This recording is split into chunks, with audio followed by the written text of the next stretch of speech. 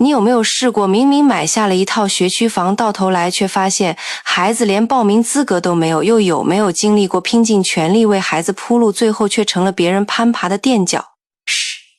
我叫陈凯南，今年40岁，在建筑局下面一个开发公司做工程监理，靠着7年前卖掉老家2间旧房，又贷款100多万，才在市里西南片区咬牙买下了这套所谓双优质学区房。从那天起，我每天上下班的时间都被女儿陈雨欣的成长进度精确切割，补习班、亲子、英语、奥数、朗诵、绘画一样没落下孩子懂。是从不哭不闹知道爸爸妈妈辛苦，嘴里常说爸爸我以后要考最好的大学，像你一样画图纸建房子，可这一切都在报名那天戛然而止。早上8点，我牵着雨欣的手来到区教育服务大厅，刚取号没多久，工作人员叫了我们名字，我满心欢喜地把房产证、户口本接种本、出生证明整整齐齐地递上去，一切都在我预料之中。直到对面工作人员眉头一皱，翻了几页后看向我，陈先生，这个房子名下的学位已经被使用，孩子无法报名。我的脑子一时嗡的一下炸开，怎么可能？这房子7年前我们买的时候根本没有其他孩子挂过户口。我几乎是下意识地回到工作人员，并没有回答，只是把户口本退回来，语气平淡。户籍系统显示，这套房产名下早在2018年已经挂了2个孩子的户口，分别叫魏子恒、魏子然。系统认定学位已被使用，不可重复登记。我僵在那里。旁边的雨欣小声问爸爸，叔叔说的是什么意思？我不能去那个学校了吗？我哑口无言，仿佛一桶冰水从头浇下。走出大厅，我第一时间拨通了居委会的电话，对方敷衍地说要查记录，打派出所值班民警说这种事很多年没清理，再找房产局。对方说产权归你没错，但他们不负责户口管理。整整1个上午，我着那叠材料在市中心几个单位间像疯子一样奔波，结果却处处碰壁。最后站在大太阳底下，我手心全是汗，嘴唇发白。雨欣抱着我胳膊，眼神迷茫地望着学校门口那些穿着整齐校服的小孩。爸爸，我是不是没有学校读书了？他问这句话的时候，我的心像被千斤巨石压住。不行，我得查清楚是谁动了我的房子，用了我女儿的名额。回到家，我翻出那年与中介签的老合同，才想起那年我确实短租过这房子，2个月租客是一对年轻夫妻，女的怀孕了，男的口南方口音，还特地要求看户型图，说要给孩子一个有文化氛围的未来。我当时觉得他们说话挺真诚，就签了短租合同，租金比市场价还低，200租。满1个月，他们突然提前搬走，说孩子流产了，不用了。现在想起来，分明是有预谋的转户口。我再次联系当年的中介，对方一开始装傻，说记不清了。等我说是要报警投诉时，他才低声说了一句，陈先生，那对人确实问过很多关于孩子落户学位的事，我们当时以为他们只是问问，没想到他们真把户口挂上了。我几乎咬碎牙齿，你们有没有审核过租户真实身份？怎么能让人这么干？中介那头沉默半晌，对不起，我们也没想到他们会动户口系统的主意，挂断电话。我站在空荡荡的阳台，望着楼下川流不息的车流，胸腔像灌了铅一样沉重。我知道，如果不尽快解决雨欣，这1年只能进最差的非统筹小学，连片区都不认完，全成了系统漏洞下的牺牲品。而这一切全因为我当年那一丝好心和便宜手机响了，是老婆胡曼丽的短信。雨欣哭了好久，说她最喜欢的学校不让他进去。凯南，你查的怎么样了？我打字查到了，有人利用我们的房子挂户口抢了学位。他秒回是谁？我要去找他们。这群人太可恶了。我望着屏幕，脑中只剩下一个声音在回荡，我的女儿不能就这样被他们踩在脚下。那天夜里，我几乎一夜没睡，脑子像个反复重播的录影机，不停播放着7年前那对年轻夫妻租房的画面。那时候我们刚刚搬家，雨欣还没满1岁，房子太大，住着空旷，于是我和曼丽商量，把客卧那边短租出去，一来有人气，二来缓解房贷压力。没想到当时的好心，如今成了祸根。第2天一早，我把当年的纸质合同翻出来，找到那对租客的姓名，魏志豪、胡曼丽。是的，和我妻子同名，但不是同一个。人身份证后4位不一样，年龄也差10来岁。我又去找那家中介公司，万利房产门店已经换了招牌，变成一家奶茶铺。好在当年签的纸质合同上盖了公司公章，我绕了几个弯，终于在工商档案里查到公司注销人叫王东海。我从网上找到了他的微信，起初他不肯通过，直到我附上一张合同盖章图，他才冷冰冰地发来一句：“你想干嘛？”我忍住怒火，我想知道你们当年租给魏志豪那套房子，他们是不是提过要孩子落户学位之类的事？他沉默了几秒，回复有。他们说自己孩子马上出生，家里在北边拆迁，希望找个学区好一点的落户地址。当时我们问了你们家的孩子情况，你说女儿还小，没上户口，于是他们才挑中你家。你知不知道他们把2个孩子户口挂在我名下？你知道我现在孩子因为你们被挡在门外吗？我忍不住打出这行字，对方没有再回我，气得直抖。翻出手机通讯录，拉下去找到一个已经许久没联系的联系人周婶，隔壁楼的老住户陈凯南。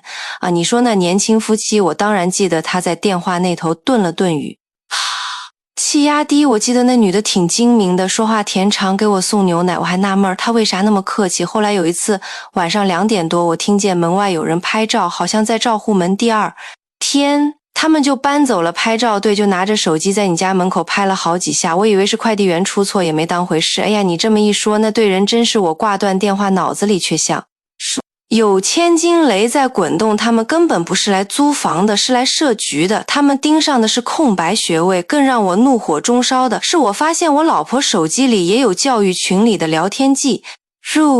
一个叫某某家长互助群的微信群里，竟然有人发了一条匿名爆料，听说有个男的自己房子孩子没法用学位转给别人挂了户口，现在却反过来起诉。真是可笑。是那个陈凯南吗？他孩子报不上名，活该。谁让当初便宜租出去？那孩子叫什么雨欣吧，看着还挺可怜的。大人不争气，孩子遭殃，这些人怎么知道我女儿名字？我心头一紧，立刻意识到有人故意在群里传播了我家信息。那天晚上我坐在阳台，一根接一根的抽烟，窗外不远处就是那所小学的教学楼，亮着几盏通宵灯。我想起雨欣幼儿园的老师曾说他是班里最专注的小孩，每次画画比赛都能得奖。他平时总是一个人坐在教室角落用画笔画做自己想象的学校城堡，说将来想在这里读书，而现在因为一对陌生人的操作，他被挡在了梦想门口。我不甘心，凌晨1点我开车去了派出所值班。是个年纪不大的辅警，姓杜。听完我的陈述后皱起眉头，房东与租户协商期间发生的事情我们不方便介入，但如果对方伪造材料虚假登记，那就属于户籍诈骗。我立刻说他们的2个孩子挂在我名下，但我完全不知情，也未提供材料。杜警官点头，这件事儿要走报案程序，你先做笔录，我们会上报。我做了笔。路离开派出所时已经快4点，天边泛起淡蓝色，路灯还亮着。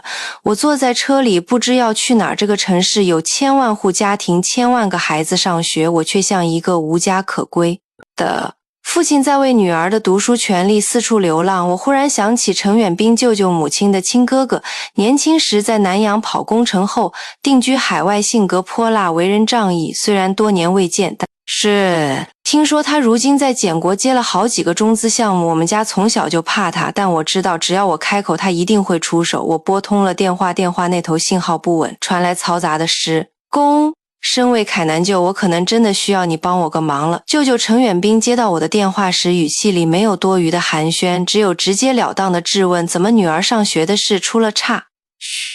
子我简明扼要地把事情说了一遍。他在电话那头沉默了几秒，冷冷道：这不是上学问题，这是有人明目张胆地在你头上作恶。我查过户口系统里房子名下确实多出2个孩子，跟我毫无关系。我问派出所，他们说我得提供反向证明。我说这句话时声音已经有些沙哑。反向证明？笑话！舅舅怒道：你买房，你房你没同意落户，还得你去证明别人造假。这些人脑子里都塞的什么？他们说我没提供身份证，也没签署落户申请，那2个孩子却神不知鬼不觉地进了系统、身份证、户主资料这些都不应该是基础验证项目吗？到底是谁？放水电话那头传来他的低骤声，伴随着电钻轰鸣。他应该是在工地临时办公室里。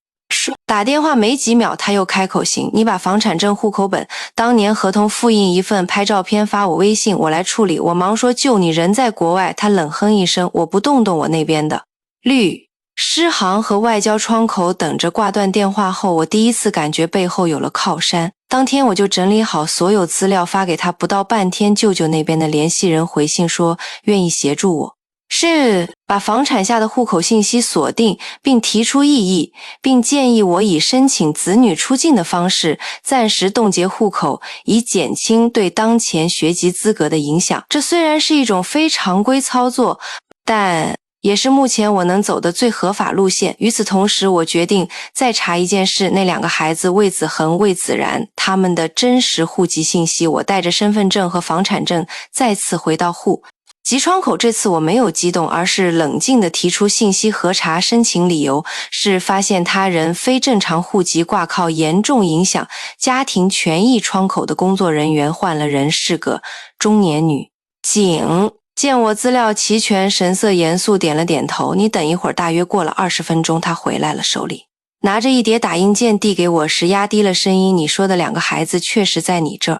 地址落了户，但申请人一栏是你本人。我愣住，我本人？我什么时候申请过？我们有系统记录，2018年4月7日，魏子恒和魏子然申请落户申请表由你签字。我不可能签过，我脱口而出。他顿了一下，把其中一页抽出来，这是当时的扫描件。我一看，顿时头皮发麻。那张表格上签着陈凯南3个字，笔迹歪斜，却模糊地模仿了我的字迹。你们这也算签名？我死死盯着那张指牙根，紧咬。我们只能核查记录，至于签字真伪需要你自证。他无奈地说，那是不是说我不证明这字不是我写的？那我就默认了。严格来讲是这样。他看着我叹了口气，我几乎气得浑身发冷。那我要报警。你已经报过了，派出所记录在案了。他了顿，但户口登记属于内部系统行政行为，警察介入有限，必须有明确伪造证据。我能申请笔迹鉴定吗？可以，但必须走司法程序，时间大概2个月。2个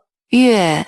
我女儿的报名窗口只剩3周，我仿佛被困在了一张无法逃脱的巨网之中。法理上我是清白的，但程序上我却是挂名登记人。那2个孩子的身份像幽灵一样寄居在我名下，把我的孩子挤出了应得的位置。我垂着头走出大厅，手机突然响了，是老婆打来的。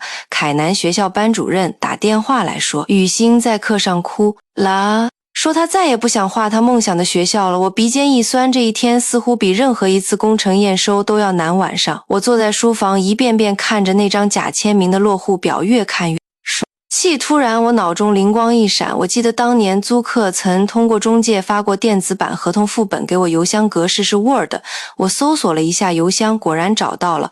打开文件后，细节让我不寒而栗。文件属性显示，魏志豪曾用本名修改过文档，而文档另存版本时间竟与户口登记时间同一天，这说明他可能用了这份合同作为材料提交落户，而合同的电子版本被他私自修改过。我马上把这份文档导出 PDF 并备份存档，这是目前最接近证据的线索。我立刻发给舅舅，这个能用吗？10分钟后，舅舅回话很好，这是他主动提交虚假材料的初步痕迹。后面我找人在信息办做数据还原，如果能追出提交路径，他完了。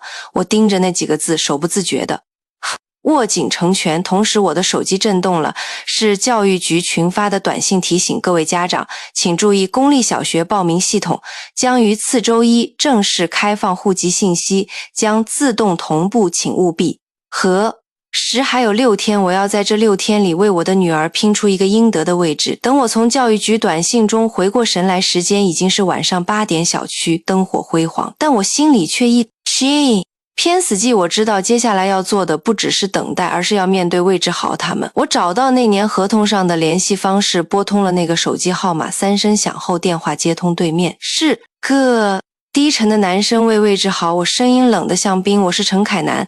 对方沉默了2秒，然后淡淡的说，哦，房东啊，找我干嘛？你心里清楚，你把你儿子的户口挂在我名下 ，C 占了我女儿的学位，你现在必须马上迁出去，或者我就提起诉讼。他轻轻笑了一声，你这是威胁我吗？我没回答，只是咬牙道，你凭什么这样做？我当年好心租房给你，你却拿我孩子的机会做交换，和好心你收租的时候挺快的，我儿子只是落个户而已，又没住你家。他说的理直气壮，况且你那时候不是也答是应了租约，我们之间清清楚楚，合同白纸黑字，你女儿没学位不是我能决定的，你造假落户，你知道这叫什么吗？造假。他冷笑，你拿出证据啊，别口口声声就说别人犯法，我已经报案了，接下来警方和教育局会找你谈。我语气冰冷，他突然提高声音，你别装正义了，你以为你家孩子了不起吗？你是公务员，是干。我跟你说，在这个社会有关系的人早就搞定了，你还在这打口水仗。他的话像刀子一样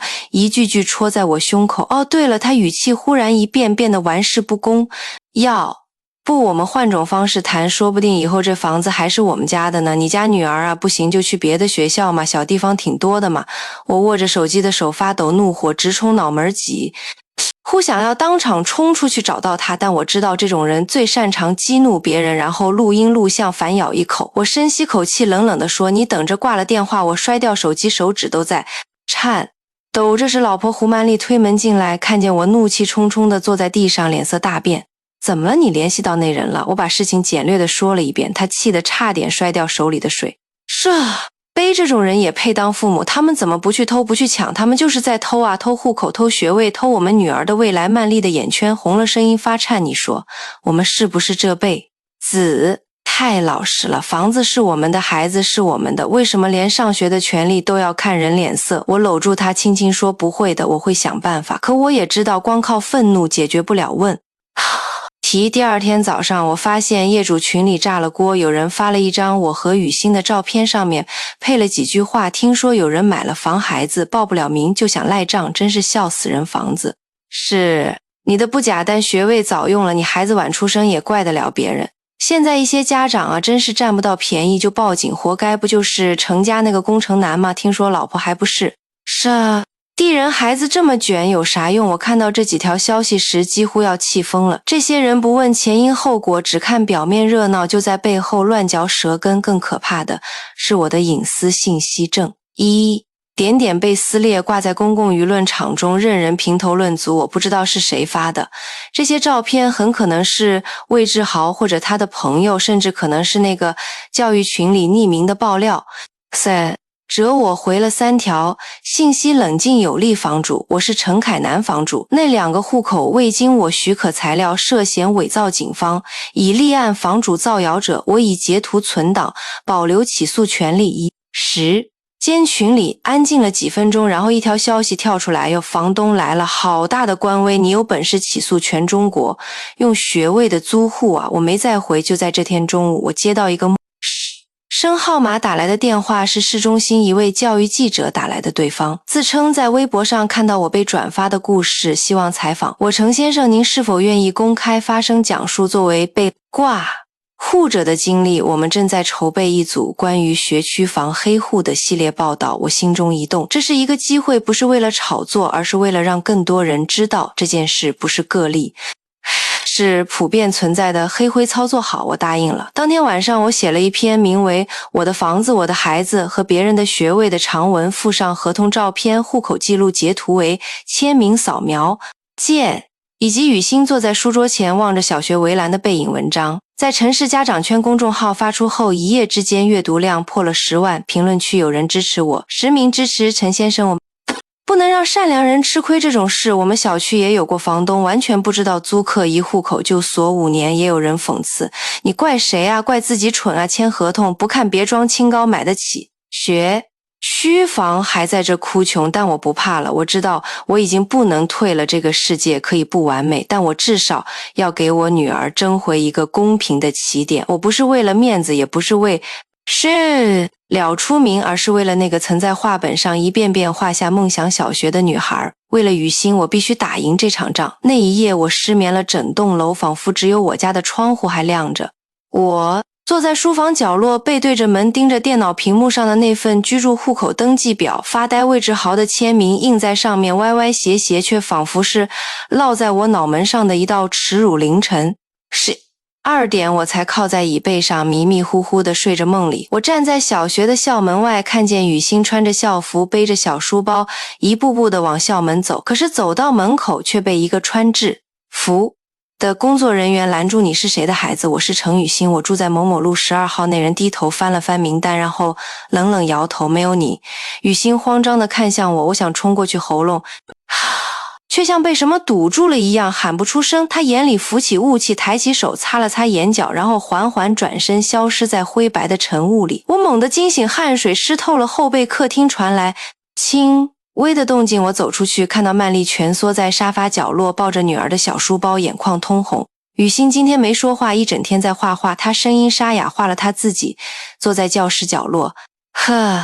一个人桌上放着空白的课本，我沉默半晌，等这事解决了，我们就带他出去旅行吧。你说的好轻松。他苦笑。你知道他最近每天背几遍那个学校的校训吗？他怕第一天去报道时答不上来，我的喉咙像塞进了一团棉絮，发不出声音。那天中午，我终于接到派出所反馈，值班警官姓李，是个40岁出头的中年人，声音稳重。陈先生，关于您之前报案的落户造假问题，目前初步确认材料疑点确实存在，我们已经将此事移交分局。法务科那能立案吗？可以。他顿了顿，但需要您配合一次正式笔录，可能还要调取当年材料复核走司法鉴定流程，需要时间多久？1个月至2个月。我差点脱口而出，那我孩子怎么办？我们说理解您的心情，但流程上不能跳步。他声音里带着一点无奈。不过我们也同步通知了教育部门，要求暂缓对该房产学位的最终判定，意思是暂缓锁定。可以这么说，但这只是建议，教育局最终有决定权。我道了谢，挂了电话，心情复杂。这是第一个明确的回应，虽然还远远不够，但总算不是一潭死水。就在我松口气的当晚，舅舅那边也有了回应，他用微信语音给我发了一条消息，语速极快。我那边请了数据取证专家，对方愿意协助技术取证。你那台电脑还保留了魏志豪当年发来的电子版合同和邮件是吧？在我马上把硬盘拆下来，快递过来，我们会从源代码恢复提交记录，这是关键证据。我把硬盘包了。3层防震泡沫，小心翼翼的快递出境，每一个动作都像在搬运我女儿的命运。3天后，舅舅又发来消息取证，成功发现那份合同的版本号与系统备案时间吻合，且文件修改者署名为魏志豪本人，操作地址是你们城市一处网吧 IP， 这意味着他用你名义的资料私自改了文件，用假合同落户，这是伪造我。几乎要叫出声来救我，可以告他了吧？当然他话锋一转，但告他不是目的，让教育局撤销那2个孩子的挂户才是关键，那得教育局肯配合他们。现在怕的不是你，而是媒体。舅舅冷笑你那篇公众号文章我看了点，很好，继续放，继续炒。我犹豫了一下，我不是想炒作，你要保护孩子，不是保护面子。他语气锋利，你要是不敢闹大，他们就敢把你踩到底。我点头。我明白了。与此同时，老婆曼丽也变得更坚定了，她亲自联系了市教育局的法务窗口，递交了新的书面申请，要求对该房产的学位状态做行政审查，并附上我们掌握的电子证据警方案卷编号。第3天下午，我们终于收到了教育局的一封回复邮件，简短却有分量。鉴于您提出的合法异议与初步调查结果，当前该学位状态将暂缓锁定，待户籍信息清退或裁定后将重新审核登记人资格。我握着手机喃喃地说，我们赢了一小步。曼丽轻声说，但还不够。他说的对，这场仗才刚开始。我原以为只要能证明对方造假，教育局会顺理成章撤销那2个孩子的学位挂靠，但我还是太天真了。接下来的几天里，我接到了教育局一个叫黄科的工作人员的电话，他的语气一如既往的冷淡。陈先生，我们收到了您提交的信函及相关电子材料，目前我们在走内部审查流程，那审查结果什么时候能出来，这要看相关部门的配合程度，户籍、公安、司法3个口子都有交叉点。是，建议您耐心等待，但报名系统下周1就开放了，到时学位锁定我女儿还不能登记，那就晚了。我们会尽量在系统同步前做出初步决定，但不能保证你们是在拖延。他沉默了一下，陈先生，请您理解系统性问题不能用情绪处理。我深吸一口气，强压下怒火。那你们内部有没有学位解锁的应急机制？他沉默。是。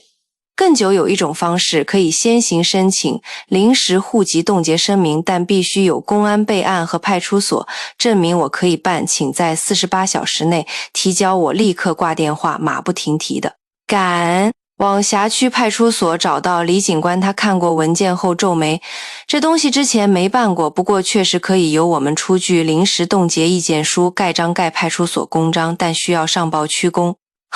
安局审批最快多久？看区局效率，运气好2天，不好1周，我只剩3天了。李警官看着我，点点头，我尽量帮你催。我握住他伸出的那只手，第一次真切的感受到有人在帮我。可就在我以为一切逐步朝着好的方向推进时，新的变故又来了。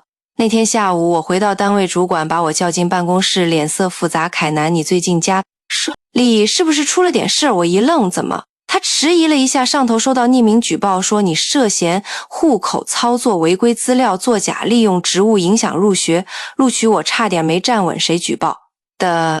匿名但内容详细，连你就在国外工作的事儿都写了。我瞬间明白了，魏志豪他不但要抢学位，还试图搞臭我，打掉我可能用来争取公平的一切平台。我咬牙切齿，主管，我没做过任何违规操作，您可以查我档案、项目、履历，全都公开透明，我相信你。但单位也有规矩，这段时间你就先把外勤交接一下，暂时做内部资料整理吧。这是被软性边缘了。我点头离开，走出门时眼前一阵发黑。那天晚上我没告诉曼丽这个事，只说最近单位让我换个项目，她也没多问，只把我饭菜热了又热，端到书桌边。雨欣坐在餐桌边，一边写字一边喃喃，爸爸，我要背校训给你听。他清了清嗓子，忠诚、勤奋、严谨、创新，这是我们学校的4字校训，我都记住了。我看着他瘦瘦的小脸，鼻尖酸得发麻，这一切的坚持不就是为了他能堂堂正正站在讲台前背出这8个字吗？第二天一早，我决定做最后一搏。我约了本市一位知名行政法务律师顾问赵兰，年轻干练，声名在外。他听我讲完整个案件后，掀起眼镜，冷静地说，你现在最大的问题不是证据不足，而是流程卡死。什么意思？你已经完成了举报佐证、媒体曝光，但行政端始终以正在审查推为法律层面，又因程序复杂而进展缓慢。说白了，你还没威胁到他们的风险承受线，那我该怎么办？他合上笔记本，吐出2个字：施压。怎么施？联合更多受害者什么？你不是说文章发出后有很多网友留言说遇到过类似情况，把他们组织起来实名举报教育局，对学位黑户视察，一旦形成集体联名，媒体才能继续追，局里才会动。可是你已经做了这么多，差这一不吗？我沉默良久，点了点头。那天晚上我在公众号后台私信10几位留言者，征求他们是否愿意参与一次联合实名举报，没想到短短3小时内就有7位回复我愿意。我孩子现在也在被学区锁定，我们拉了一个群，有在北城的退休军人，有外地来沪的务工夫妻，还有一位妈妈哽咽着说，我们租的房子挂了6个户口，全是假身份，我们连名字都没听过。原来像我这样的被挂户不是特例，而是冰山一角。赵律师发来模板文件，我们开始起草联名信，准备一同向市督察室、人大代表办公室和监察委提交控诉。而我准备好最后一步棋，不是为了闹大，而是为了结束这场隐形的抢夺战。我的女儿需要一个属于他的座位，哪怕是我拼了最后一口气去换的审核。那天我起得比任何一天都早，窗外天还没亮，路灯橘黄，楼下的绿化带积着昨夜未散的露水。我站在厨房里泡着一杯热茶，热气模糊了眼睛，脑子却异常清醒。今天是市教育局统一现场审核的第1天，按照规定，所有入学申请家庭必须携带材料原件到指定审核点南岭第2小学操场，当面核查监护人与孩子信息确定，最终资格我给雨欣扎好马尾辫，帮她整了整裙摆，最后一次核对材料。夏雨欣今天，爸带你去看学校了。他眨着眼睛问：是我画画里那个学校吗？我点头对，就在那里。7点55分我们到达现场，操场入口排着长队，志愿者老师举着喇叭维持秩序，我一手拉着雨欣，一手拿着资料袋，一步步往前走。身边的家长们神色各异，有人紧张，有人焦虑，还有人满脸轻松。我看到队伍另一侧一个熟悉的身影走进来，魏志豪穿着一身灰色 T 恤，拖着一个拉杆文件箱，身边站着那个瘦高的女人，应该就是胡曼丽。他们身后站着2个穿校服的小男孩。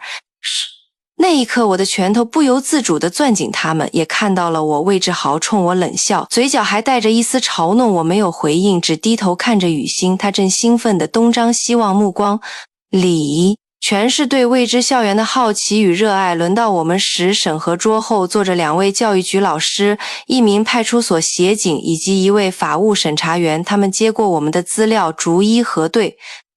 房产证、户口本、出生证，请问户主是您本人吗？是孩子，户口随母，居住地址与学籍一致，请稍等，我们后台系统查一下。我站在原地看着对方电脑屏幕跳出一个界面，几个红字闪过，一位年轻的男协警轻咳一声，凑近看了一眼，然后低声对法务说了句什么。法务看了我一眼，陈先生请稍等一下，我们核实已是各系统冻结信息。2分钟后，他重新抬头核查完毕，应该房产学位曾被他人非正常使用，目前系统已清退相关挂户，现已恢复正常状态。您孩子具备入学资格。我整个人差点脱力，差点跪在审核台前。雨欣睁大眼睛拉着我小声问：爸爸，我可以上这个学校了吗？我哽咽着点头，可以了宝贝，我们刚刚完成核验，准备离开时，忽然听到隔壁审核台一阵嘈杂。我转头望去，是魏志豪审核员，脸色很严肃。对不起，您的孩子当前户籍信息显示已不具备本地居民身份。教育系统接收到户籍清退通知，学位绑定自动失效。魏志豪脸色一白，猛地提高声音：什么叫清退？我们这户口挂了6年，凭什么说没就没发物？冷静答。到公安数据同步后，您户下2名儿童的户籍状态为注销境外，而依照义务教育登记指引，非本市合法户籍人员无资格进入本学区优先录取系统。是陷害他突然指着我，他搞的鬼，他是公务员，他背后有人，这是对我们家的报复。审核台前一阵寂静，我并没有出声，但一位老师抬头说道：陈先生，目前为企业单位职员，并非公务员，而且您的孩子在户籍与产权上均具合法资格，审查属实。魏志豪气得涨红脸，不行，我要找领导，我要找记者。这时人群中真的走出一人，举着摄像机：魏先生您好，我们是本地电视台教育频道的记者，请问您刚刚说有人陷害您，可以接受我们简单采访吗？魏志豪脸色僵住半天，说不出话，而胡曼丽终于崩溃了，她狠狠拽住魏志豪的衣服，大声吼道：我早就说你那套不行，你非要钻空子，现在好了，孩子连学校都没得上了。那2个小男孩站在一边，眼里浮起泪光，那一幕就像一个慢动作的电影，永远刻进我脑海，他们的狼狈，我的沉默，雨欣的眼睛等。我们走出校门口，雨欣轻轻地握住我的手，小声问：爸爸，那个叔叔为什么一直骂人？我蹲下看着他，因为他做错了事却不愿意承认。那我们就对了吗？因为我们没有偷别人的东西。他咧嘴一笑，牙齿洁白整齐，像刚冒头的小牙。那一刻，我突然觉得这几个月的奔波与煎熬全都值得，因为我教会了我的孩子，世界不总是公平，但你永远要站在正确的那边。雨欣收到录取通知书那天是立秋前一晚，傍晚的风微凉，天边浮着淡淡的霞光。我坐在阳台，拿着那张红白相间的纸，眼前一片恍惚。通知书上写着几个简简单单的字：陈雨欣，录取为南岭第2小学1年级学生，学籍已建立。整整7个字背后却是3个多月的奔波，数十次的举报，一次次被是句之后又站起来的意志。曼丽站在厨房门口悄悄看着我，眼里有种不易察觉的温柔。我看着她的背影，突然觉得这段婚姻能走到今天，靠的不是谁更聪明儿是谁更不肯放弃这几个月我们的关系并不和谐，争执埋怨彼此怀疑，甚至几次想要放弃，可最终我们还是站在了同一条战壕上，一起为雨欣慰尊严为一个家努力，要不要我们去外面吃顿饭庆祝一下他？轻声问我，我点点头。郝雨欣最想吃哪家？他笑着说，我猜是那家窗边能看到学校操场的小饭店。雨欣果然选了那家饭馆，我们坐在靠窗的位置，看着他一口一口吃着饭，不时望向对面教学楼的灯光，脸上是掩不住的喜悦。爸爸，我是不是已经是小学生了？是啊，小学生了，那我以后每天都能进那个大门了。当然，我摸了摸他的头发，你已经是这里的学生，没人能赶走你。他咯咯笑起来，餐厅里的光映在他脸上仿佛一朵正在盛开的玉兰。第二天，我接到李警官的电话，陈先生，魏志豪一案，我们这边已完成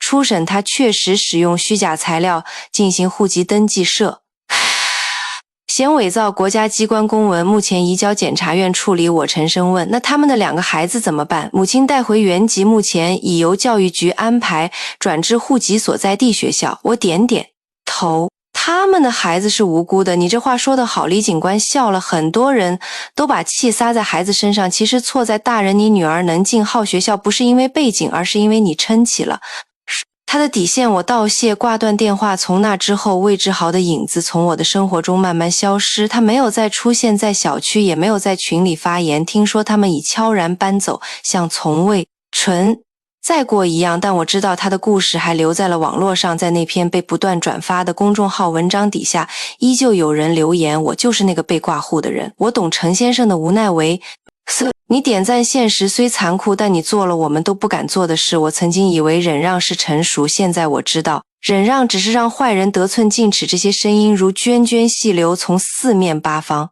涌来，汇成一个巨大的回响。原来我们不是孤独一人。9月1日开学典礼那天，南岭第2小学的操场挤满了新生与家长。雨欣穿着整洁的校服，背着新的书包，脸上带着一丝紧张，却更多是骄傲。典礼结束后，他牵着我的手，小声问我，爸爸，你还记得我第一天来这儿的时候，那个不让我进去的叔叔吗？我笑着点头，记得。那他现在知道我进来了，会不会生气？我弯下腰，或许吧，但你不用在意别人的情绪，你要记住，这里属于你，不是因为别人给你，是因为你和爸爸妈妈争取来的。他若有所思的点点头，然后跑去和新同学打招呼了。我站在操场边，看着他小小的背影融进孩子们的队伍里，忽然鼻头一酸。那一刻，我终于卸下了心头的重担。我知道生活并不会因为你努力了就变得完美，但它至少会给你一个喘息的机会。只要你不低头不放弃，总会有人看到你的肩。使我低头给舅舅发了一条微信，旧学校的事搞定了，雨欣今天入学，谢谢你。过了好久他才回一句，你也长大了。我笑了，是啊，我真的长大了，不是年纪，是心。经历了这一切，我终于明白，有些东西不是靠关系、金钱、背景，而是靠你咬牙坚持下来的那口气，靠你护住的底线，靠你死也不放弃的爱。那天傍晚，我在朋友圈发了一张雨欣和校园门口的合照，配文只有一句话，我的房子，我的孩子，还有这片小小的操场，终于互相拥有了彼此。故事到这里结束了，可生活还会继续。你觉得刚刚的故事怎么样？欢迎在下方留言分享你的想法。现在我要继续讲一个同样精彩的故事，不过在此之前别忘了点赞影片并订阅频道来支持我哦，一起来探索吧。你的支持是我最强大的动力。妈妈沈秋平刚拿到退休证，脸上那笑容像春天绽放的桃花，明媚的让人移不开眼。可谁能想到这份笑容竟没撑过3天，红彤彤的退休证还没捂热呢就凉了。妈妈把它当成宝贝似的揣在怀里，3不5时就拿出来看，翻来覆去，眼神里全是珍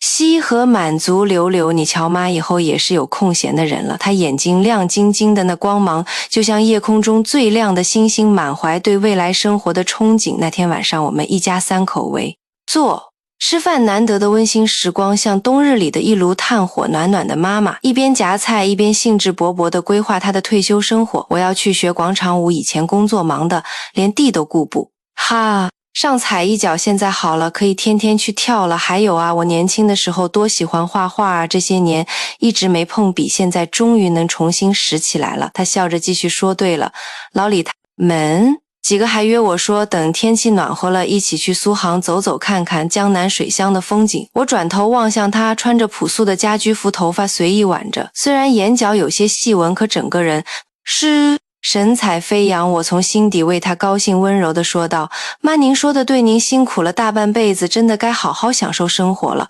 我老公薛鹏也笑着附和，妈，你想去哪儿玩就和柳柳说，我们都给您安排的妥妥当当的相机，也给您换个新的，到时候多拍点照片回来，让我们也看看外面的好风光。妈妈笑得合不拢嘴，眼角的皱纹都笑开。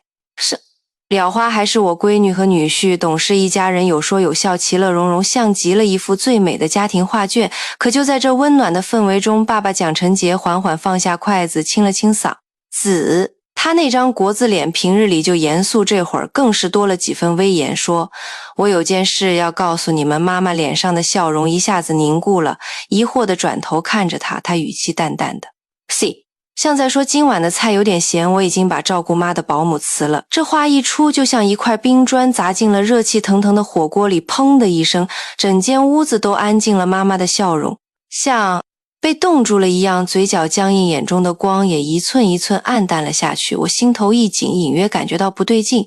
爸爸继续说着，神色自若：以后你妈过去照顾我妈，这不是刚退休吗？正好有的是时间。妈妈嘴唇动了动，像是想说什么，可最终还是没发出声音。爸爸却好像完全没察觉，还一脸得意：你妈是儿媳妇照顾婆婆呢，是天经地义的事，自己人照顾比外人贴心多了，还能省下一大笔保姆费，多划算。我听到这，手里的筷子差点没被我折断，一股怒火从脚底升到了天灵。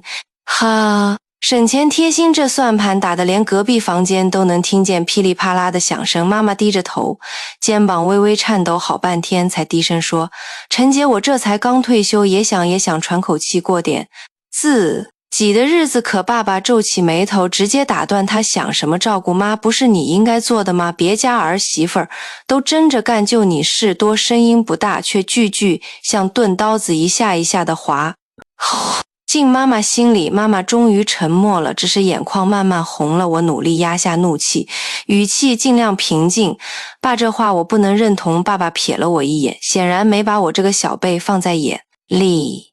我接着说，我妈辛苦工作了几十年，好不容易才退休，她有权利安排自己的生活。奶奶是您的母亲，不是我妈一个人的责任照顾她。您还有叔叔蒋承志、姑姑蒋秀锦，都该一起商量，或者继续请保姆费用，由你们兄妹平摊。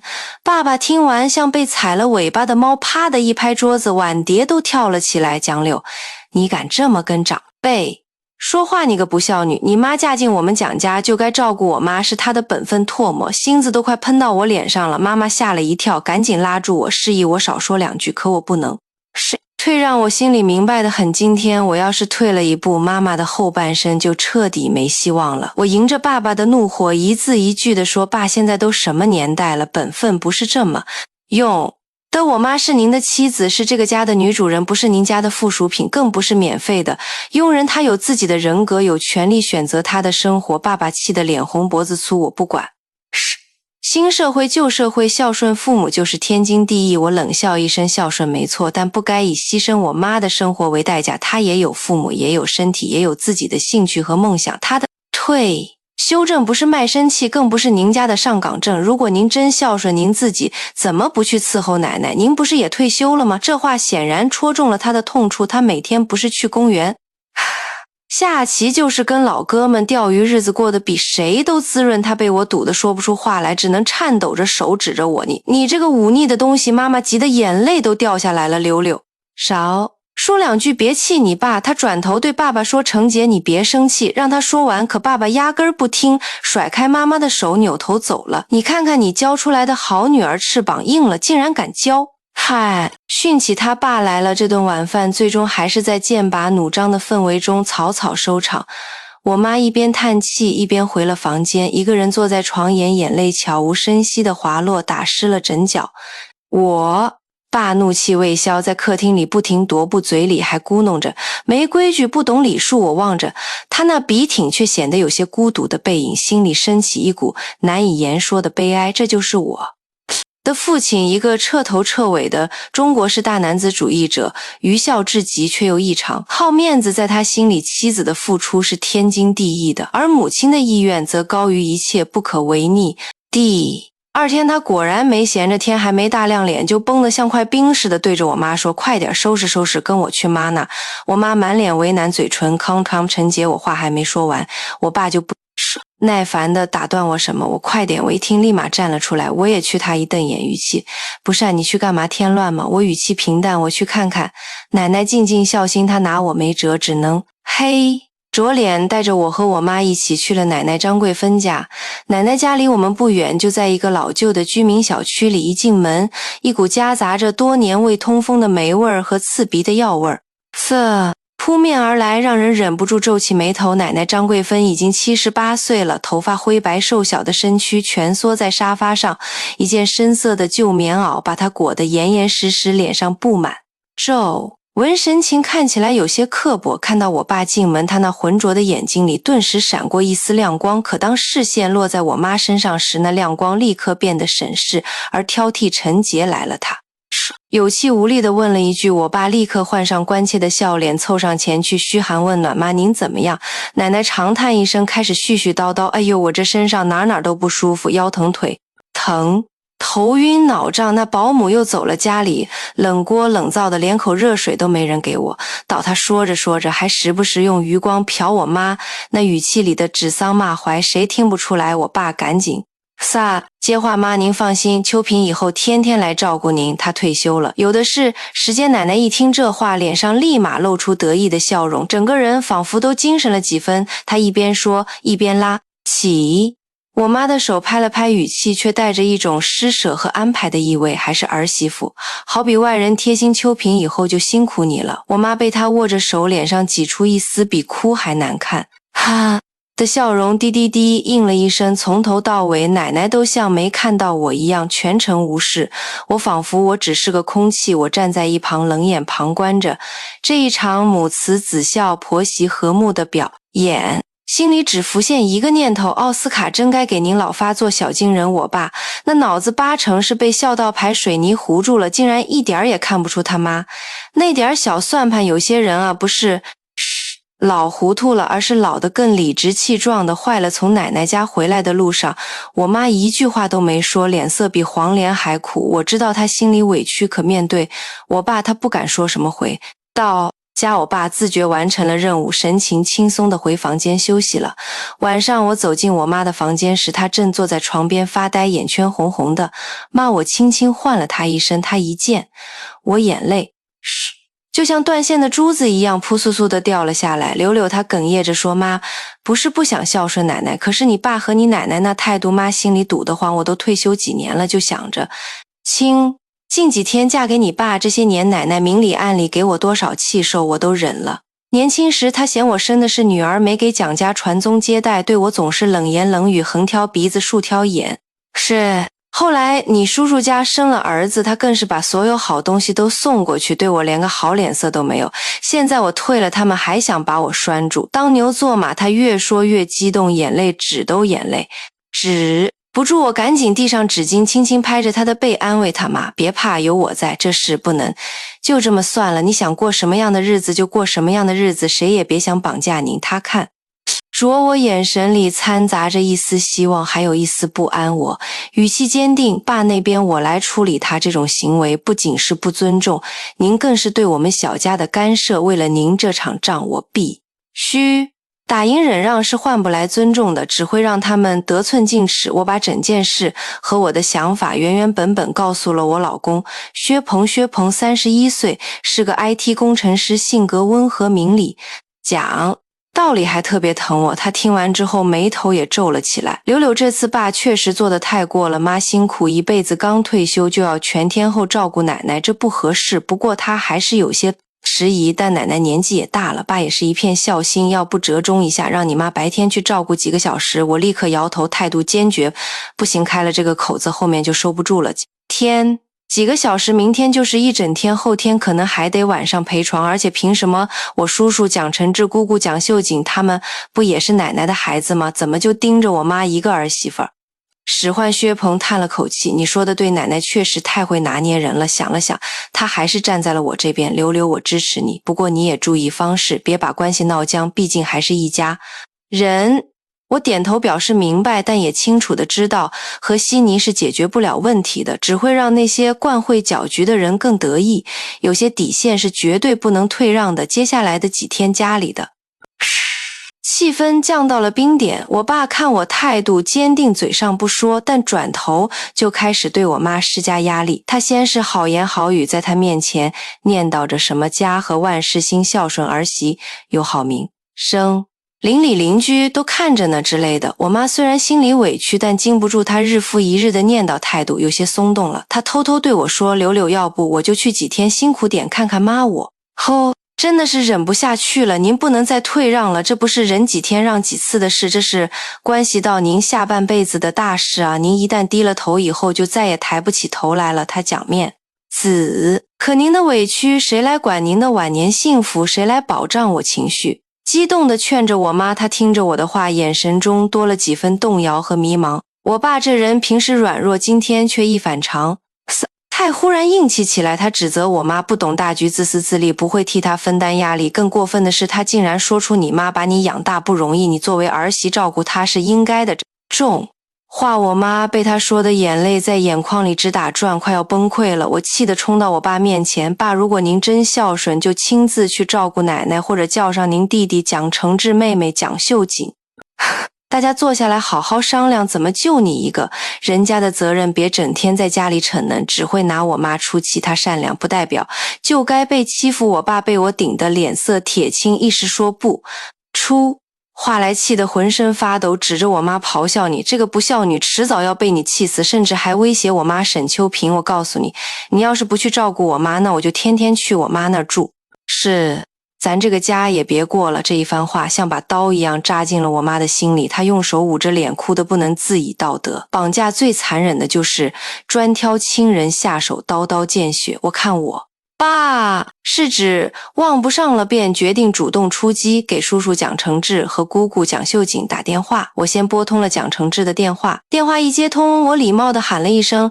叔叔，柳柳啊，怎么是了？蒋承志那边声音倒是挺热情，我直截了当地说，叔叔，是关于奶奶养老的事。你也知道，奶奶的保姆被我爸辞掉了，他现在要求我妈全天候照顾奶奶，但他刚退休，身体也不太好，实在是吃不消。我想和您还有姑姑商量下，看有没有更合适的安排。电话那头沉默了几秒，接着蒋承志开始诉苦，柳柳啊，叔叔不是不孝，这几年生意不好做，你弟弟上大学也需要花很多钱，叔叔这边真的拮据。话锋一转，他便把责任踢了回来。再说了，你爸是老大，你妈是长嫂母妈，照顾奶奶也合情合理，你妈这么能干，肯定没问题的。我听得火气上头，压着怒气说道，叔叔孝顺是你们作为子女共同的责任，不能光压在我妈一个人身上。是，你说的对。蒋承志敷衍了几句，立刻找借口，那什么，柳柳，我这边有点事儿，改天聊啊。话音未落，电话就被他匆匆挂断，嘟嘟嘟的忙音让我气的差点把手机摔了。这个蒋承志在咱这小地方做点小买卖，听说日子过得还凑合，可一见亲戚就开始哭穷卖惨，一套一套的，说白了就是个精致的利己主义者。我气得不行，深呼吸几口，接着拨通了姑姑蒋秀锦的电话。蒋秀锦是我爸的亲妹妹，比我爸小7岁，嫁在本市，家里条件还不错。她老公孙志强是出了名的妻管严，家里大小事都听姑姑的电话响了几声。她接起，喂，柳柳，声音倒是挺亲切。我把照顾奶奶的事从头到尾讲了一遍，她听完便哎呦哎呦叹气。柳柳姑姑，知道你妈平时真的太辛苦了，可我也是嫁出去的女儿，就像泼出去的水啊。公公婆婆年纪大了，身体也不好，我这边实在是分身乏术，稍顿。他又补了一句，再说了，你爸是老大，这事主要还得他来扛。你妈那么好，又能干又贤惠，退休了也正好有时间照顾奶奶，也是应该的。我们做小的多买点东西去看看，老太太尽尽孝心就行了。这番话说的滴水不漏，表面看起来像是在体谅，实际上却把责任推得一干二净，还顺带给我妈戴了顶能干贤惠的帽子。潜台词就是你妈就该多担着多付出。我听得心里直反感，冷冷地回道：姑姑，法律明确规定子女对父母有同等的赡养义务，不论男女，不论是否是婚奶奶养了你们3个，又不是只生了我爸一个，大家都有责任。姑姑明显被我顶得一愣，沉默了好几秒，随后她强笑着说：溜溜，你这孩子说话怎么这么冲？那姑姑也是心有余而力不足，真的没办法。行了行了，这事先这样吧，我这边还有客人呢。话音刚落，电话那头就传来嘟嘟嘟的忙音，我气得双手发抖吧。手机重重地放在桌上，冷哼一声，真不是一家人不进一家门啊！他们一个个算盘打得噼里啪啦，连脸都快拍在我面前了。一提到养老责任，就个个往后缩，推三阻四。可说到享受权利，倒是一个个争先恐后，生怕吃了亏。所谓亲情，在这种现实面前，简直就是一面照妖镜，把人性看得一清二楚。我妈看我脸色发青，小心翼翼地问：怎么了？你叔叔姑姑他们怎么说？我摇摇头，不想让他再难受，轻声说：没事儿，他们都挺忙的，抽不出时间。他听了轻轻叹了口气，眼神一下子暗淡了许多。我知道他心中那点点希望，这下算是彻底熄灭了。没过几天，我爸突然急匆匆打来电话：蒋柳，快带你妈过来，你奶奶病了。我心里顿时噔一下，第一反应就是又来这招了。可我也不敢怠慢，毕竟奶奶年纪大了，万一真出点事儿，后果不堪设想。我赶紧拉着我妈匆匆往奶奶家赶去。一踏进奶家门，迎面而来的就是一股浓重的药味。奶奶张桂芬斜躺在床上，嘴里断断续续地哼唧着，脸色蜡黄如纸，整个人瘦得脱了形，看上去病疼的仿佛随时都要撒手人寰。床边围着我爸蒋承杰叔叔蒋承志和姑姑蒋秀锦3人，个个眉头紧锁，脸上写满了忧心忡忡，仿佛天塌下来了一样。就在这压抑的气氛中，我妈沈秋萍刚踏进门，奶奶顿时像抓住了救命稻草似的，颤巍巍地伸出手来，声音虚弱的仿佛一阵风就能吹散。秋萍，你可终于来了，我不行了，身都疼得厉害，一口水都喝不下去。我只想你在我身边。说到这里，他眼泪扑簌簌地流了下来，紧紧拽着我妈的手不肯松开，好像我妈是抛弃他的罪人一样。我爸站在一旁，眼中满是怒火，低声咆哮道：你看看你妈都被你气成这样了，你要是早点过来，她至于变成现在这个样子吗？叔叔蒋承志也在一旁附叔：何事啊，嫂子，这几天妈一直惦记着你呢，天天念叨，就盼着你能回来看看。姑姑蒋秀锦则一边假装抹泪，一边做事，说道：嫂子，妈都病成这样了，你就别再跟她怄气了，好好照顾她吧。3人你一言我一语，言辞间全是责怪，把所有的责任都推到我妈一个人头上。我妈一时不知所措，眼圈泛红，只能不停地说着：妈，对不起，我不是故意的，我看不下去，往前一步打断了他的话，平静地问道：奶奶，医生怎么说？我爸脸色阴沉，语气不善地说：医生来看过了，说是年纪大了，有点高血压，要静养，最重要的是情绪不能太激动，都是你妈非要闹得家里鸡飞狗跳的。说完，他又一次把矛头对准了我妈。我心里冷笑，高血压情绪激动，这不就是装病的典型吗？奶奶这苦肉计，年年上演演技，倒是越来越炉火纯青了。不早不晚，偏偏在我妈拒绝照顾她之后，突然病倒，明摆着是想借病来道德绑架，逼我妈妥协。而我爸、叔叔、姑姑这3个亲生子女，不但不劝她，反而推波助澜，合起伙来欺负我妈这个外姓人。这哪里是亲情，这分明是披着亲情外衣的最卑劣的道德绑架。我看着床上那副奄奄一息的样子，再看看旁边义愤填膺的3人，只觉得一阵恶心，胃里翻江倒海。我妈显然已经被逼到快要崩溃，她看着奶奶痛苦的样子，又听着我爸的责骂，眼里满是愧疚和犹豫。她小声对我爸说：程杰，要不我就留下来照顾妈吧。我爸的脸色稍微缓和了一些，点头说道：这还差不多。奶奶听见这话，哼哼声顿时轻了许多，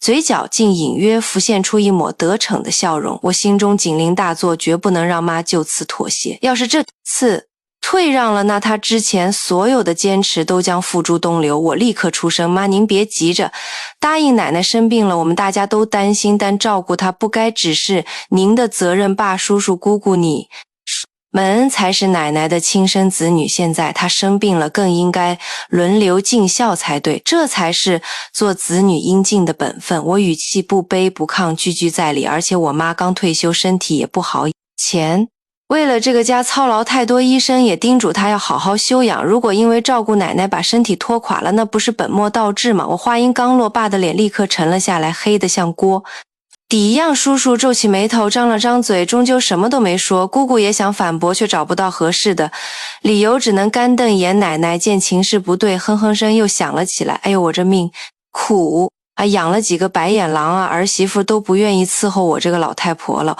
我爸被她哭得烦躁不堪，又冲着我妈发火。沈秋萍，你到底还有没有良心？我妈被逼得进退两难，只能求助地看着我。我站出来坚定说道：不是我妈没良心，是你们的要求太不讲理了。奶奶需要照顾，可以请专业护工费用，你们三兄妹平摊。我妈可以协助，但不能独自承担全部责任。我语气一转，坚定道：如果你们非要逼她，那我们也只能请社区和街道来评评理，看看到底是谁在讲道理。此话一说出，全场沉默。他们大概没想到我这个晚辈竟然敢当众硬刚他们。我爸气得说不出话来，胸口剧烈起伏着。叔叔姑姑互相对视，眼神里满是复杂，有惊讶，有不满，还有一丝无奈。奶奶的哭声也渐渐小了下来，似乎在观察局势权衡，下一步该怎么做，僵持了一会儿。叔叔蒋承志终于开口了，语气明显缓和不少：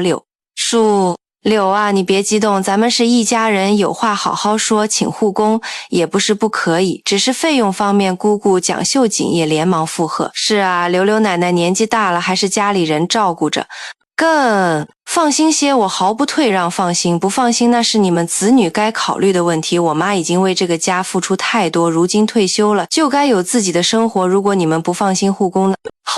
就轮流照顾，我相信你们一定比护工更能照顾好奶奶。这场较量暂时以我不妥协而告一段落。虽然叔叔和姑姑在电话里一个比一个会推责，但在家族微信群里却分外活跃。那个群里除了我们几家，还有七大姑八大姨等远房亲戚。姑姑蒋秀锦最先发难，没点名道姓，却句句暗指。我看到她转发的文章都是关于孝道儿媳负责任，久病床前见孝心之类的，还配上感叹家有一老如有一宝，父母在人生尚有归处，父母去人生只剩归途孝顺，要趁早啊。叔叔蒋承志紧跟着在下面回复说的太对了，咱妈辛苦了一辈子，现在是我们做儿女尽孝的时候，老大和大嫂真是最有福气的人了，能够时时刻刻守在老母亲身边，这才是真正的孝顺啊！那些不明就里或者说心知肚明却装糊涂的远房亲戚们也跟着起哄，纷纷附和，说程杰媳妇可真是个好人，老太太有她照顾准没问题。是啊，现在这种孝顺的儿媳妇可不多见了，蒋家真是有福气。这些话就像一把把锋利却柔软的刀子，一刀刀扎进我妈心里。她盯着手机屏幕上的群消息，气得连晚饭都没吃下几口，一个人躲在房间里悄悄地抹眼泪。我看不下去了，直接在群里回对蒋秀锦姑姑孝顺，不是嘴上说更不是转发几篇文章就能体现出来的孝顺，是要付出实际行动的。奶奶生病了，最需要的是子女的陪伴与照料，她是大家的妈妈，不是我妈一个人的爸爸。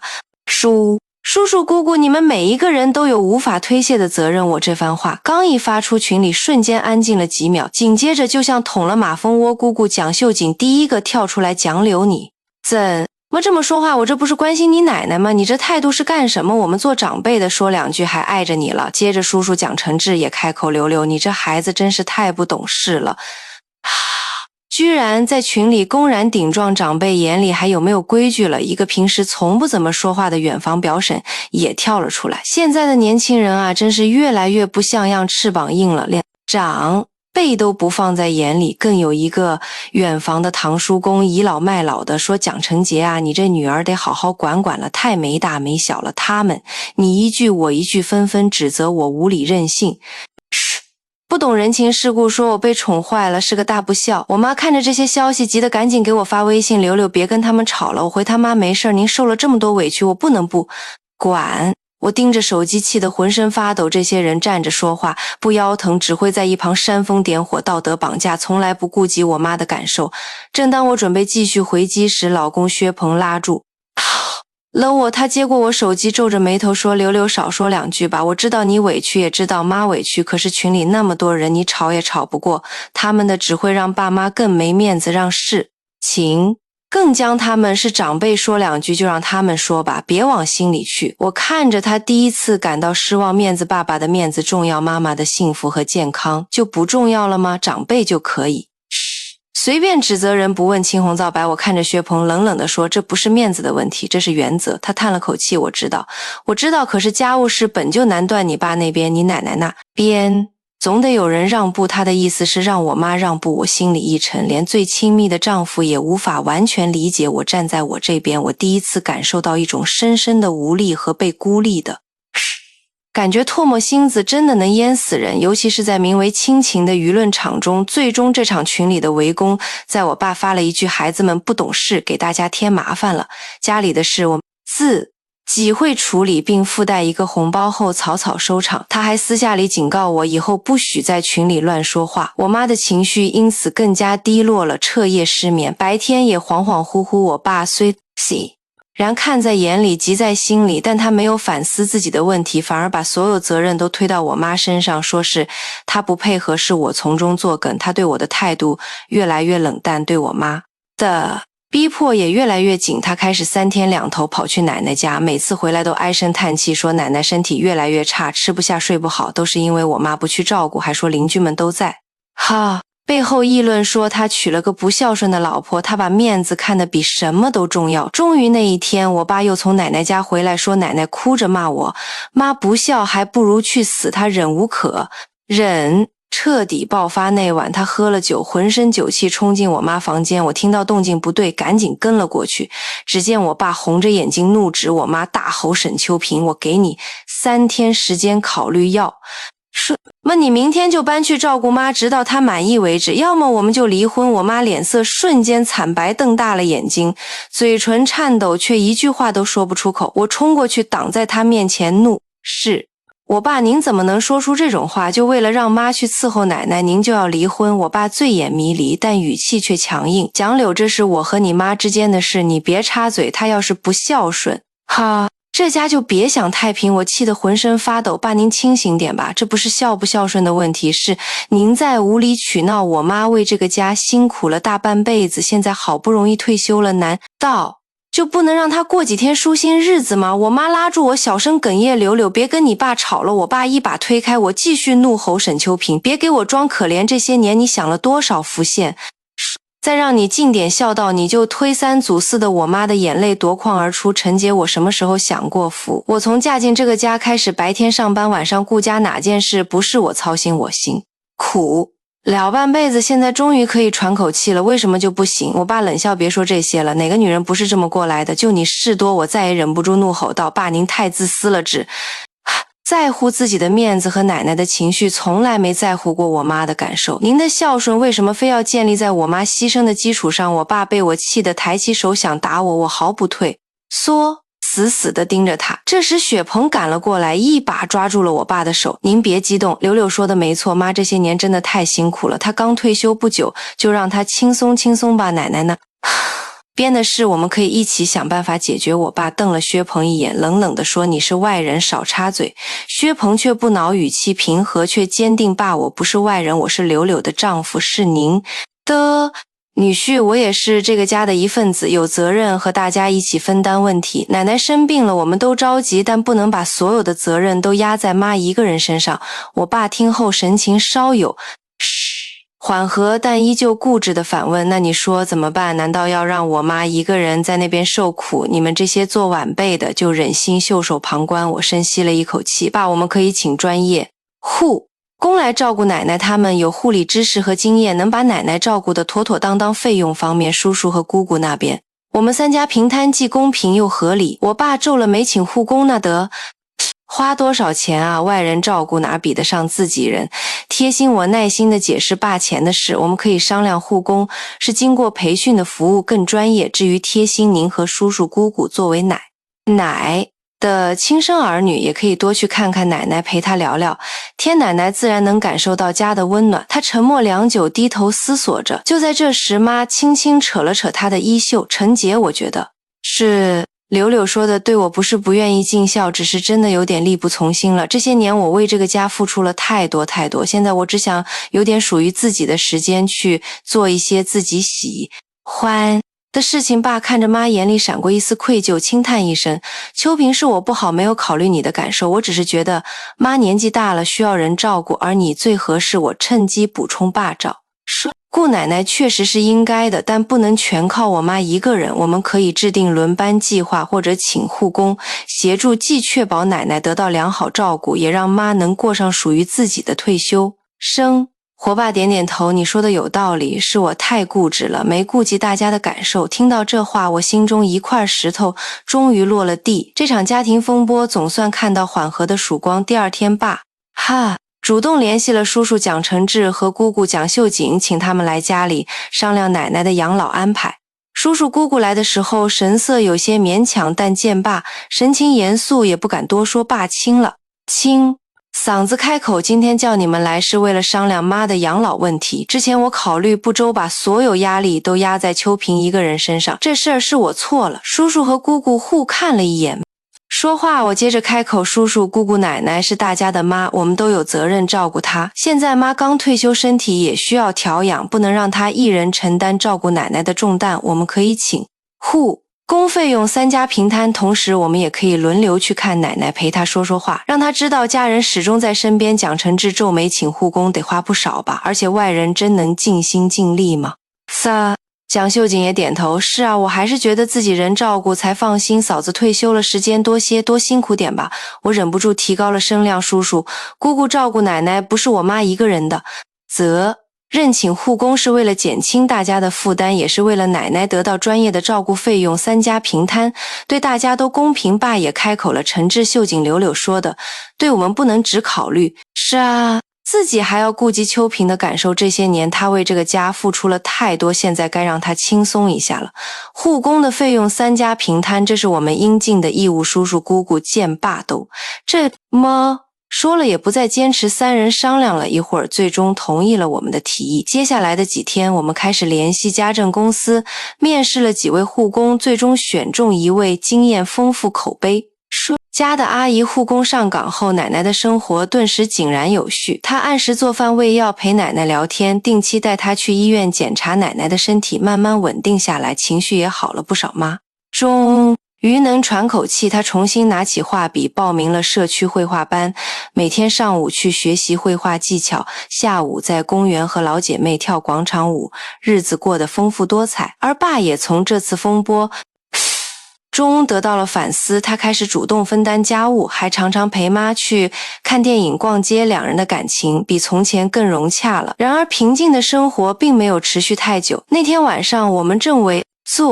吃饭，护工阿姨突然打来电话，语气急促：你们快来医院，老太太突然晕倒了。我们一听，全家都慌了神，放下筷子，匆忙赶往医院。到医院才知道是奶奶高血压发作，医生说她最近情绪波动，又没按时吃药，才导致晕倒。爸脸色铁青，目光责怪地看向妈：都是你，非得请什么护工？现在好了，妈出事了。妈委屈极了。陈杰，这怎么能怪我？护工阿姨一直尽心尽力，我们谁也没想到妈会突然发病。爸不依不饶，要是你亲自照顾妈，或许不会出事。我实在忍无可忍。爸您无理取闹了，奶奶突然生病是个意外，和请不请护工并无太大关系。那位护工阿姨一直都很尽责，每天都尽心尽力照顾奶奶，我们不能把所有的责任都推到她身上。然而爸爸却狠狠地瞪了我一眼：你懂什么？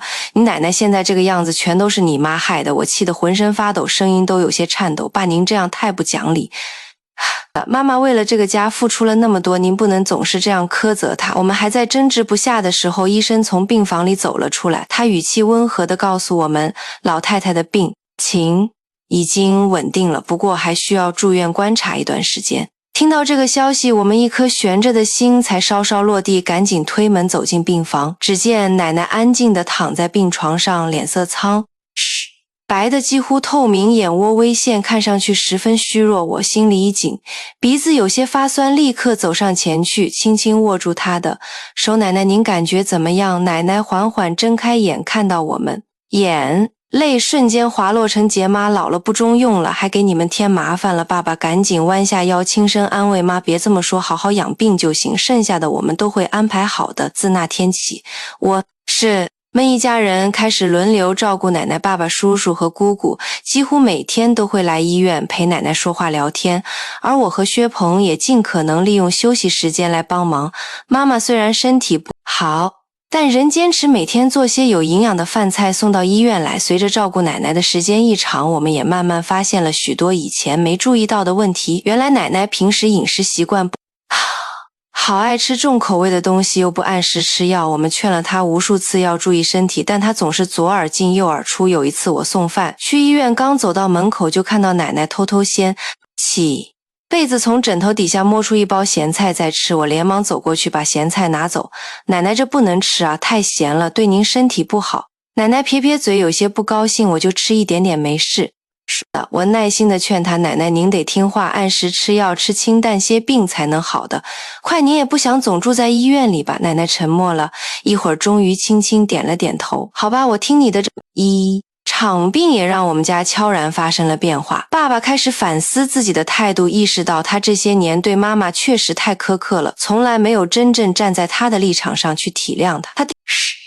一次主动向妈妈道了歉，并承诺以后会更尊重她，也愿意一起分担家务。而叔叔和姑姑也不再推卸责任，开始认真参与照顾奶奶。他们不再只是嘴上关心，而是主动承担起家里的事务。这些改变让人动容，而我也从这段经历中收获了成长。我明白了，亲情不是理所当然的，是需要我们用心去维护的。在这个家里，每个人都有自己的角色与责任，不能一味地考虑自己而忽视了家人的感受。奶奶在医院住了一段时间后，病情逐渐好转，医生告诉我们她已出院了，不过回家后要继续休息，按时吃药，还要定期复查。我们小心翼翼地把奶奶接回家，也重新拟定了照顾计划。这一次我们没有再请护工，而是由全家人一起分工协作，白天由爸爸、叔叔和姑姑轮班照顾，晚上则由我和薛鹏陪护妈妈，负责准备营养餐。我们在照顾中也更加了解奶奶的心思，她